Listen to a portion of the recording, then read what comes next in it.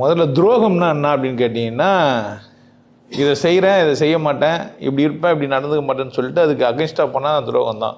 நான் வரேன்னு சொல்லிட்டு வராமல் போனால் கூட துரோகம் தான். நாளைக்கு நான் வரேன் அப்படின்ட்டு வராமல் துரோகம் வந்து ஒரு சராசரியாகவே அதை விட தாண்டி போய் இன்னும் கொஞ்சம் எக்ஸ்ட்ரா அவங்க கூட இருந்து நான் உன்னை முழுசாக காப்பாற்றுவேன்னு சொல்லி பார்ட்னர்ஷிப் டீடெல்லாம் போட்டு ஏமாத்தினா அது இன்னும் துரோகத்தில் இன்னொரு உச்சம்.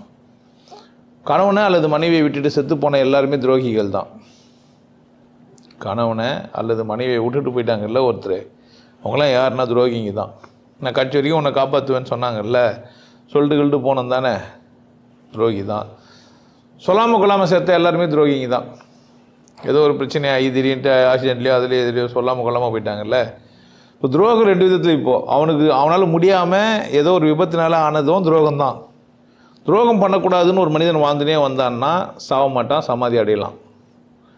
துரோகம் பண்ணக்கூடாது அப்படின்னா ஒரு குரு பேசுகிறாரு, போகிறாரு, அவரை கூட இருக்கிறான், நான் செயல்படுறேன், அவரோட முரண்படுறேன்னா ஒன்றும் பிரச்சனை இல்லை. முரண்பட்டால் அவர்கிட்டே போய் சொல்லலாம், இது மாதிரி இந்த இடத்துலலாம் நீங்கள் முரண்படுறேன்ட்டு சொன்னால் அவர் நான் ஏன் ஒழுக்கம் அது ஒழுக்கம்ட்டாருனாக்கா பேசுறதுக்கு எதுவுமே இல்லை.